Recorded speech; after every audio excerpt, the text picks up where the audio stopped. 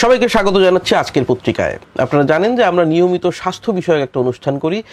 এই অনুষ্ঠানটিতে আসলে স্বাস্থ্য বিষয়ে বিভিন্ন এক্সপার্ট আমাদের সঙ্গে উপস্থিত থাকেন এবং তারা তাদের গবেষণালব্ধ যে চিকিৎসা পদ্ধতি কিংবা গবেষণালব্ধ যে চিকিৎসার প্রক্রিয়া সেগুলো নিয়ে আলোচনা করেন এবং আমরা জানি যে এটা আপনারা শুনে থাকেন, কারণ আমরা ইতিমধ্যে এই ইয়েটাতে মিলিয়ন মিলিয়ন ভিউ পেয়েছি। এজন্য আপনাদের সবাইকে অনেক অনেক ধন্যবাদ আজকের পত্রিকার পক্ষ থেকে। আমাদের সঙ্গে আজকে আছেন ব্যথা বিষয়ক একজন বিশেষজ্ঞ। ব্যথা মানে মনের ব্যথা নয়, শরীরের ব্যথা। আমাদের সঙ্গে আছেন ডক্টর মোহাম্মদ আলী। মোহাম্মদ আলী ভাই, আপনাকে স্বাগত জানাচ্ছি আমাদের এই স্টুডিওতে। ধন্যবাদ আপনাকে। আপনার সঙ্গে বহুদিন থেকে কথা হচ্ছে, আপনি আসবেন কিন্তু অনেকদিন পর। ওনার সম্পর্কে আরেকটু বলি, সেটি হচ্ছে যে উনি কোমর ব্যথা নিয়ে বিশেষত গবেষণা করছেন অস্ট্রেলিয়ার লা ট্রোব ইউনিভার্সিটিতে, এবং বাংলাদেশে একটি বেসরকারি হাসপাতালে এই ব্যথা বিষয়ক যে বিভাগটি আছে সেই বিভাগে উনি বিভাগীয় প্রধান হিসেবে কর্মরত আছেন। এবার আপনার মানে এই যে ব্যথা বিষয়ে আপনার আগ্রহ, এটার কারণ কি? আমরা তো জানি যে চিকিৎসা মানুষ অন্য অনেক কিছু নিয়ে করে, ব্যথা নিয়ে আমি প্রথম দেখলাম যে আপনি খুবই আগ্রহী এবং আপনি অস্ট্রেলিয়ায় গবেষণা করছেন। এটা খুব ভালো একটা প্রশ্ন করেছেন।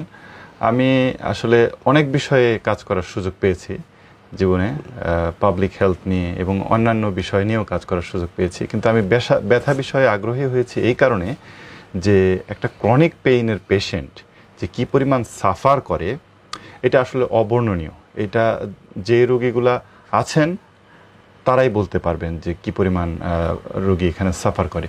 আসলে আমরা যদি গবেষণালব্ধ কিছু ফলাফলের কথা আলোচনা করি বা সামনে নিয়ে আসি, দেখবেন যে আপনি বিশ্বের বিখ্যাত যে জার্নাল আছে ল্যান্সেটে প্রকাশিত অনেকগুলো গবেষণাপত্র এসেছে। তার মধ্যে একটি গবেষণার কথা যদি আমি বলি, যে ওইখানে আমরা দেখতে পাচ্ছি যে আমাদেরকে ডিসেবলড করে দেয়, মানুষকে অসাড় করে দেয়।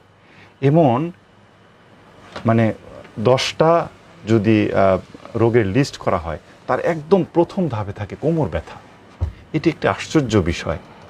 আর এই কোমর ব্যথা প্রতি বছর বিলিয়ন বিলিয়ন ডলার এর পেছনে ব্যয় হয় সারা পৃথিবীতে। তারপরেও এই কোমর ব্যথা, বিশেষ করে ক্রনিক লো ব্যাক পেইন, যাদের দীর্ঘমেয়াদে ব্যথা হয়, তাদের এই একেবারে একটা কমপ্লিট রিকভারি ট্রিটমেন্ট বা একটা নির্দিষ্ট চিকিৎসার মাধ্যমে এই ব্যথা পরিপূর্ণ ভালো হয়ে যাবে, এরকম বিষয় আমরা এখনো খুঁজে পাইনি। মানে এই চিকিৎসা বিজ্ঞানের এই এত উৎকর্ষের যুগেও সেটা পাওয়া যায়নি। জি, পাওয়া যায়নি। দেখেন, হার্টে ব্লক হলে হার্ট এখানে বাইপাস করে দিলে হার্টের ব্লক ভালো হয়ে যায়। ইভেন কি আমরা কিডনি ট্রান্সপ্ল্যান্ট পর্যন্ত করে ফেলি। কিন্তু কোমর ব্যথা থেকে মানে কোমর ব্যথার কারণটা কি আপনি সব শুনে অবাক হবেন, যে যারা দীর্ঘমেয়াদী বা ক্রনিক লো ব্যাক পেইনে ভোগে, ক্রনিক লো ব্যাক পেইনটা এরকম যে 3 মাস বা তার বেশি সময় ধরে যদি কেউ কোমর ব্যথায় ভুগে থাকেন, তাকে ক্রনিক বা দীর্ঘমেয়াদী কোমর ব্যথা আমরা বলে থাকি। তো এই ক্রনিক বা দীর্ঘমেয়াদী কোমর ব্যথায় গবেষণায় দেখা গেছে যে 80% অফ আওয়ার ওয়ার্ল্ড পপুলেশন কোনো না কোনো সময় কোমর ব্যথায় ভুগেছেন। 80%, 80%। ইভেন কি আপনি বাস্তবিক অর্থে এটা তারও বেশি হতে পারে। আচ্ছা।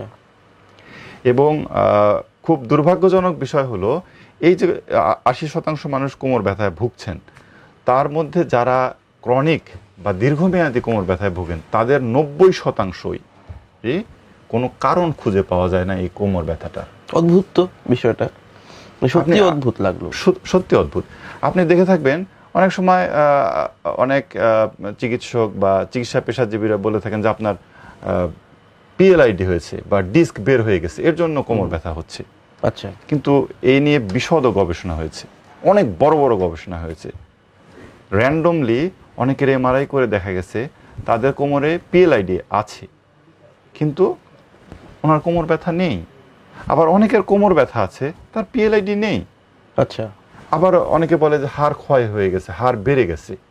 এরকমও র্যান্ডমলি এক্সরে করে দেখা গেছে অনেকের হাড় ক্ষয় হয়ে গেছে, হাড় বেড়ে গেছে, কোমর ব্যথা নেই। আবার অনেকের কোমর ব্যথা আছে, হাড় ক্ষয় হয়নি। তাহলে এই ব্যথা থেকে আসলো কোথা থেকে? তো এই কারণগুলো খুঁজে না পেয়ে আমাদের বিজ্ঞানীরা এই ধরনের কোমর ব্যথার নাম দিয়েছে non specific low back pain, NSCLBP।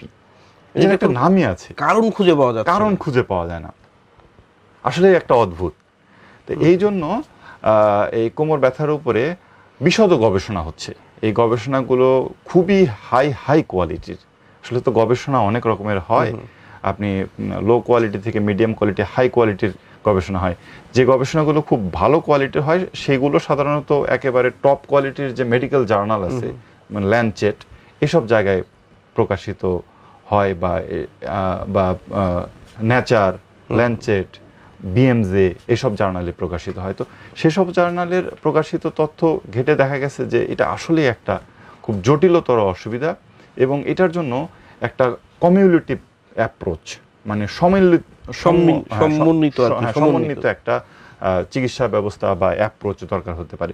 সেখানে মেডিকেশন থাকতে পারে, সেখানে ফিজিওথেরাপি থাকতে পারে, সেখানে মাইন্ডফুলনেস, সাইকোলজিক্যাল ম্যাটার্স থাকতে পারে। তো এই জন্যই আমি এটাতে, যেহেতু ফিল্ডটা অনেক বড় এবং এটা আসলে একটি রহস্যজনক, এই রহস্যটাই আমাকে টেনেছে। মানে আমরা তাহলে বলতে পারি কি যে কোমর ব্যথা হচ্ছে একটা রহস্যময় রোগ? অবশ্যই একটা রহস্যময় রোগ। কোমর ব্যথা সবসময় একটা রোগের আসলে সিমটম, এটা বহিঃপ্রকাশ। একটা হয়তো বা এমন একটা কিছু হয়েছে যেটা আমরা জানি না, কিন্তু এটা প্রকাশ পাচ্ছে কোমর ব্যথা হিসাবে, এইরকম। মানে মূল রোগ কোমর ব্যথা নয় আসলে? না, মূল রোগ কোমর ব্যথা নয়। বাংলাদেশের কি অবস্থা দেখছেন, বাংলাদেশের মানুষের? হ্যাঁ, বাংলাদেশের আমি বেশ কিছু গবেষণা করেছি, যেগুলো preventive medicine reports, PLOS ONE এবং অকুপেশনাল হেলথ জাপানের, এই জার্নালগুলো তো ছাপা হয়েছে 3টা গবেষণা। একটা গবেষণা ছিল ব্যাংকার্সদের নিয়ে। ব্যাংকার্সরা, আমরা জানি যে ব্যাংকার্সরা কিন্তু দীর্ঘ সময় বসে কাজ করে, দীর্ঘ সময় বসে এবং খুব স্ট্রেসফুল কাজ করে।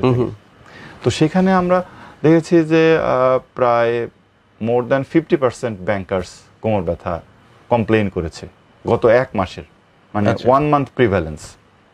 তারপরে আমরা গবেষণা করেছি যারা শপকিপার্স, আপনি দেখে থাকবেন যে যারা দোকানে বসে থাকে তারা কিন্তু দীর্ঘ সময় দোকানে বসে থাকে একদম। হ্যাঁ, তো এই কোহর্টের উপরে আমরা করেছি, সেখানেও আমরা অনেক মানে বেশি প্রিভ্যালেন্স পেয়েছি।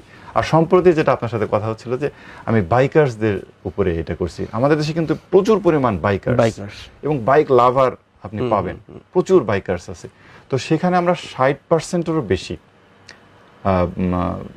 বাইকার্স পেয়েছি যারা গত 1 মাসের মধ্যে একবার কোমর ব্যথায় আক্রান্ত হয়েছিলেন। মানে গবেষণার ডিউরেশনে 1 মাসের মধ্যে একবার, এটা 1 মান্থ প্রিভ্যালেন্স বলা হয়। যে আমরা জিজ্ঞেস করেছি যে আপনি গত 1 মাসের মধ্যে আপনার কোমর ব্যথা হয়েছিল কিনা, একটা স্কেল আছে, স্কেল অনুযায়ী জিজ্ঞেস করেছি, মানে জিস্ট হলো যে গত 1 মাসে ব্যথাটা হয়েছিল কিনা। তো 60% বাইকার্স বলেছে যে হ্যাঁ, গত 1 মাসে আমার এই নোটিসেবল কোমর ব্যথা বা একটু হায়ার ইন্টেন্সিটির কোমর ব্যথা হয়েছিল। তো এটা কিন্তু হিউজ, 1 মাসের 60% প্রিভ্যালেন্স, ইটস ভেরি বিগ। এটা আপনারা অবশ্যই আর অনেক বেশি জানবেন যেহেতু এটা নিয়ে আপনি গবেষণা করছেন। আমার খুবই ইন্টারেস্টিং মানে লেগেছিল যে আপনি যখন আপনার এই ইয়েটা পেলাম আর কি, তখন আমি আর একটু খোঁজাখুঁজি করলাম যে বাইকারদের এই অবস্থা। তো বাংলাদেশে আসলে এখন প্রচুর বাইকার আসে এবং বিশেষ করে তরুণ এবং যুবকেরা বাইকের প্রতি খুবই আকৃষ্ট হচ্ছে। লাস্ট 10 ইয়ার্সে আপনি দেখবেন যে বাইক খুব বেশি জনপ্রিয়তা হয়েছে বাংলাদেশে, এবং এটার দামও বেশ হাতের নাগালে। এবং এখন যে নতুন ট্রেন্ডটা যেটা হলো যে পাঠা, উবার, এগুলো বাইক সার্ভিস, এটাও কিন্তু বাংলাদেশে জনপ্রিয় এবং জনপ্রিয়, বিশেষ করে ঢাকা শহরে। তো এই জন্য আমি ইন্টারেস্টেড হলাম যে বাইকারদের আসলে দেখি কি অবস্থা। অনেকে দেখবেন সারাদিনই বাইক চালায়, জীবিকার প্রয়োজনেই। হ্যাঁ, রাইড শেয়ার যারা করে তারা জীবিকার প্রয়োজনেই করে সংসার চালাতে গিয়ে। তো তাদের কি অবস্থা? তো এইটা আমি যখন দেখলাম তখন দেখলাম যে যারা আসলে খুব বেশি বাইক ব্যবহার করে, দিনে মানে সপ্তাহের 7 দিনই 7-8-10 ঘন্টা যারা বাইক ব্যবহার করে, তাদের এখানে কোমর ব্যথার হার অনেক বেশি, প্রায় 70-80%। 70-80%। আরেকটা মজার বিষয় দাদা এসেছে এখানে, যে যারা পুরনো বাইক ব্যবহার করে এবং একটু রিজিড বাইক, যেটা 100 সিসির নিচে, 100 সিসি বা 100 সিসির নিচে বাইকগুলো, এগুলো যারা ব্যবহার করে তাদের কিন্তু আবার কোমর ব্যথাটা বেশি। কিন্তু স্পোর্টি বাইক, যারা একটু হায়ার সিসির, একটু লাক্সারি, যেটা স্পোর্টস বাইক বলে, সেই বাইকটা যারা ইউজ করে তাদের কিন্তু আবার কোমর ব্যথার পরিমাণটা একটু কম। মানে এটা কি ওই যে সাসপেনশন বা অন্য অনেক সুবিধার এই সব কারণে হয়? এই সব কারণে হয়। আসলে বডি যখন আমরা যখন বাইকে চলি বা যে কোনো আমরা ইঞ্জিনের উপরে বসি, সেটা বাস হোক, প্রাইভেট কার হোক, প্রাইভেট কারগুলো কেন লাক্সারি, ওদের কিন্তু ভাইব্রেশন খুব কম। প্রাইভেট কারগুলো যত দামি প্রাইভেট কার তত ভাইব্রেশন কম, যত দামি বাস তত ভাইব্রেশন কম। এই ভাইব্রেশনটা কিন্তু শরীরের উপরে প্রভাব, ইম্প্যাক্ট ফেলে। তো এইটাই আমাদের গবেষণায় উঠে এসেছে যে বাইকগুলো রিজিড, কম সিসির বাইকগুলো সাধারণত রিজিড এবং সাসপেনশনগুলো একটু দুর্বল। হ্যাঁ, দুর্বল। হ্যাঁ, তো এই কারণে ওই যে একটু লাক্সারি মোটরসাইকেলে আপনার এই ব্যালেন্সটা কমে এসেছে। হ্যাঁ, পরিমাণ এই ভাইব্রেশনের কারণেই হয়েছে এটা। তার মানে আমরা যে জিনিসটা আসলে বলতে পারি আপনার কথা থেকে, সেটা হচ্ছে যে 100 সিসির নিচে বাইক ব্যবহার করা শরীরের জন্য মানে সত্যিকার অর্থেই একটু খারাপ, বিশেষ করে কম্পন বা বিভিন্ন কারণে ব্যথা হওয়ার। জি, এটা গবেষণার রেজাল্ট থেকে আমরা এটাই পেয়েছি এবং এটার কার্যকারণও আমরা পর্যালোচনা করেছি যে কেন এটা হলো। দেখা গেছে যে ভাইব্রেশন বেশি, এই কারণে এটা হয়েছে। আর সবচেয়ে যেটা বেশি হলো যে 7 দিন, সপ্তাহে 7 দিনই যারা বাইক চালায় তাদের ক্ষেত্রে কিন্তু এই কোমর ব্যথার হারটা আরও বেশি। এই জন্য বাইকারদের সচেতন হতে হবে। আসলে জীবিকার প্রয়োজনে আমরা ঠিক বাইক চালাবো, বাট একটা দিন 2টা দিন অন্তত বিশ্রাম দরকার। শরীরে তো মানে পাওনা আছে আমাদের কাছে। ডেফিনেটলি। এইটাই আমি বলতে যাচ্ছিলাম যে এই যে বিপুল সংখ্যক মানুষ যারা বাইক চালাচ্ছে এবং এই বাইক চালকদের বিপুল সংখ্যার একটা মানে অংশ তারা আক্রান্ত হচ্ছে কোমর ব্যথায়। মানে এখান থেকে যদি মানে একজন বিশেষজ্ঞ হিসেবে যদি আমি বলি যে আপনি আসলে এর থেকে উত্তরণের উপায়টা আসলে কি যদি বলেন আর কি। হ্যাঁ, এই তো আমি বললাম যে এখানে আলোচনার সাথে সাথে মানে এটার সলিউশনটা চলে এসেছে যে বেশি সময় ধরে এবং সপ্তাহে 7 দিনই বাইক চালানো ঠিক না, 1-2টা দিন বিশ্রাম নিতে হবে। সাথে আপনার ফিজিক্যাল এক্সারসাইজ, যেটা প্রতিদিন হাঁটার অভ্যাস করা, এবং যদি পারা যায় তাহলে একটা হায়ার সিসির কমফোর্টেবল বাইক, অ্যারোডাইনামিক যে বাইকগুলো আছে সেই বাইকগুলো ব্যবহার করা। তার মানে হচ্ছে আমরা একটু আমাদের দর্শকদের জন্য একটু সহজ করি বিষয়টা, সেটা হচ্ছে যে সপ্তাহে 7 দিন বাইক ব্যবহার করা যাবে না, কমপক্ষে একদিন বা 2 দিন রেস্টে থাকতে হবে, বিশ্রামে থাকতে হবে। যদি সম্ভব হয় তাহলে 100 সিসির বেশি বা একটু ভালো লাক্সারি যে সব বাইকের আছে সেই বাইকগুলা ব্যবহার করা শরীরের জন্য ভালো, তাতে ব্যথার আশঙ্কাটা কম হয়। এই তো। হ্যাঁ, এটা মানুষের তো আসলে ক্রয় ক্ষমতার ব্যাপার আছে। এই জন্য মানে সবার জন্য যেটা, সেটা হলো চেষ্টা করা সপ্তাহে 7 দিন বাইক না ব্যবহার করা, 1 দিন বা 2 দিন বিশ্রাম নেওয়া। এটা হলো সবার জন্য। আর যাদের সামর্থ্য আছে একটু লাক্সারি এবং একটু হায়ার সিসির বাইক ব্যবহার করা এটা। এবং সঙ্গে হচ্ছে আপনার প্রতিদিন অ্যাটলিস্ট আধা ঘন্টা 40 মিনিটের হাঁটার প্রক্রিয়ার মধ্যে ঢুকে যাওয়া। হাঁটা তো এমনি শরীরের জন্য ভালো। আপনি একটা কথা বললেন যে হাঁটার ব্যাপারটা, এটা কিন্তু আমাদের দেশের মানুষের বিরাট একটা কনফিউশনের ব্যাপার।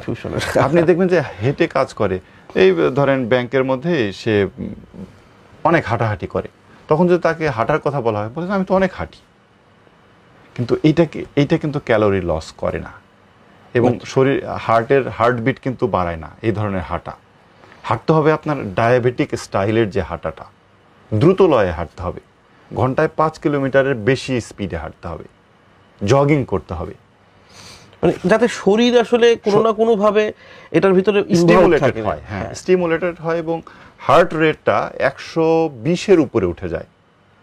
মানে দৌড়ালে কিন্তু 120 থেকে 150-এর মধ্যে হার্ট রেট আসে, তখন আপনার শরীরে সোয়েটিং হবে এবং আপনি রিয়েল ফিলিংসটা পাবেন। হাঁটার যে আপনার রেজাল্টটা, হাঁটার যে ফলাফলটা তখন আপনার আসবে, তখন আপনি বুঝবেন যে হ্যাঁ, আমার শরীরে একটা সাইকেল তৈরি হয়েছে এবং I am feeling much better than yesterday. মানে ব্যাপারটা হচ্ছে যে ওই ভাত খাওয়ার পরে হাওয়া খাওয়ার হাঁটার আসলে শরীরের জন্য কোনো যৌক্তিকতার না, দরকার নাই, না। সেটা এমনি হাঁটা যায়, সেটা তো আলাদা জিনিস। কিন্তু শরীর ভালো রাখার জন্য হাঁটতে গেলে ঘন্টায় কমপক্ষে 5 5 কিলোমিটার কিলোমিটার বেগে, হ্যাঁ। কমপক্ষে 5 কিলোমিটার বেগে হাঁটার প্র্যাকটিস করতে হবে। যেটা আমার কথা নয়, একজন এক্সপার্টের কথা, যিনি আমার সামনেই বসে আছেন। নিয়মিত এটা করুন। এবং যারা যারা বাইক চালাচ্ছেন তাদের জন্য এই বিষয়টা বোধহয় একটু জরুরিও বটে। বাইক চালাচ্ছেন, যারা সেডেন্টারি ওয়ার্কার, যেমন ব্যাংকার আছেন, অন্যান্য চাকরিজীবী যারা বসে কাজ করেন। যেটা জিনিস আমি একটু জানতে চাই, কোমর ব্যথা তো আসলে আমাদের আছে, আমাদের স্থূলতার সঙ্গে তো কোমর ব্যথার বোধহয় সম্পর্ক আছে। হ্যাঁ, গবেষণাগুলো কিন্তু বলছে যে স্থূলতার সাথে কোমর ব্যথার সম্পর্ক আছে। যারা বেশি স্থূল তাদের মধ্যে কোমর ব্যথার হার বেশি। এবং যদি কোনো স্থূল মানুষের কোমর ব্যথা হয় তাহলে তার ওজন কমালে কিন্তু কোমর ব্যথা এমনিতেই কমে আসে। It's true. আচ্ছা, মানে স্থূলতার কারণে যে কোমর ব্যথা হবে সেটা ওজন কমাইলেই সেটা আসলে কমে যায়, অন্য কোনো কিছুর দরকার নেই। অন্য ট্রিটমেন্ট অবশ্যই দরকার হয়, কিন্তু তার ওজন কমালে সেটা এনহ্যান্সড হয়, সেটা ত্বরান্বিত হয় এবং পরে আবার ব্যথাটা ফিরে আসে না। আচ্ছা, এটা খুব ভালো একটা পয়েন্ট, যেটা যে পরে আবার ব্যথাটা ফেরত আসে না। এই যে ব্যথা, মানে কোমর ব্যথাই তো শুধু না, আমাদের পুরো শরীরের বিভিন্ন জায়গাতেই ব্যথা হয়। প্রবাদ আছে, সর্বাঙ্গে ব্যথা ওষুধ দেব কোথা। তো এই যে বিভিন্ন ধরনের ব্যথা আছে, বিশেষ করে ঘাড়ে ব্যথা হয়, তারপরে এই যে সন্ধি, অস্থি সন্ধি, ঘাড়ে ব্যথা হয়, তারপরে আপনার বিভিন্ন ওই যে গিটে গিটে ব্যথা হয়, হাঁটুতে ব্যথা হয়, তারপরে এই যে পায়ের গোড়ালিতে ব্যথা হয়। এই যে পুরো ব্যথা, পুরো শরীরের যে ব্যথা, এই বিষয়ে আপনি যদি ওভারঅল একটা ধারণা দেন আমাদের, যে কি করলে আসলে এই বিষয়গুলো থেকে আমরা কিছুটা হলেও মুক্ত থাকতে পারি। হ্যাঁ, ঠিক আছে। এটা খুব ভালো প্রশ্ন, যে মানে ওভারঅল কোনটা দিয়ে আমরা ভালো থাকতে পারি।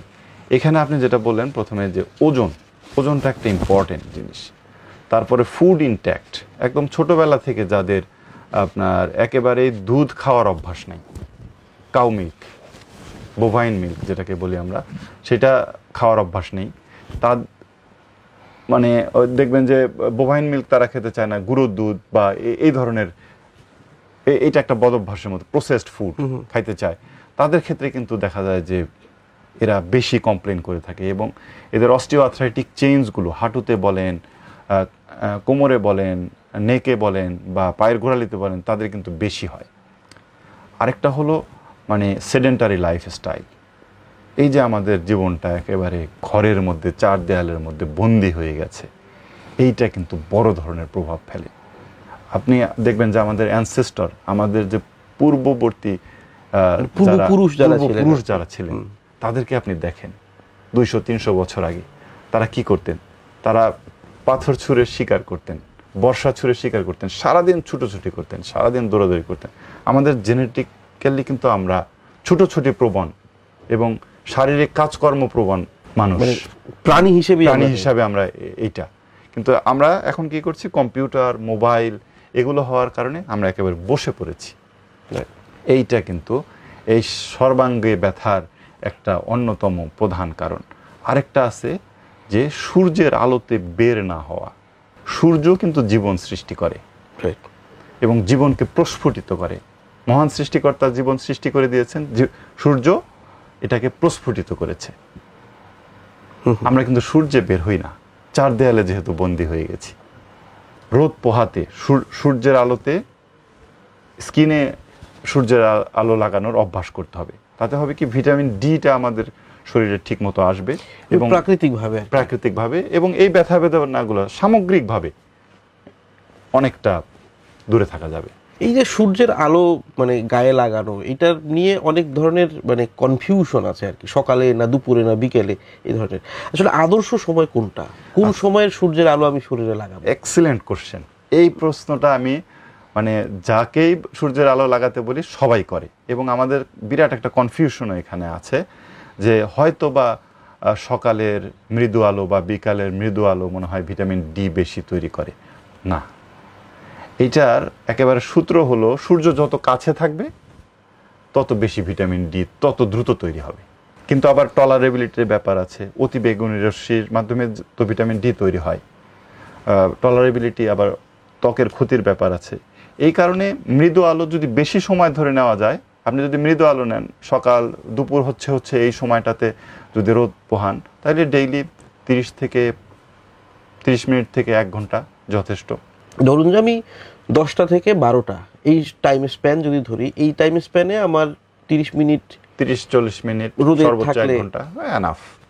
আচ্ছা, তবে শর্তটা হলো যে আপনার একেবারে স্কিনের উপরে আলোটা পড়তে হবে। জামার উপর দিয়ে আলো পড়লে আপনার শরীরে ঘেমে যাবে, আপনি গরম অনুভব করবেন, কিন্তু ভিটামিন ডি কিন্তু প্রস্তুত হবে না। আচ্ছা, মানে শরীর ত্বক যত উন্মুক্ত থাকবে তত বেশি মানে ভিটামিন ডি প্রাকৃতিকভাবে তৈরি হবে, এবং সেটা হচ্ছে একটু প্রখর রোদ হলে ভালো হয়, ডিউরেশন কম লাগবে।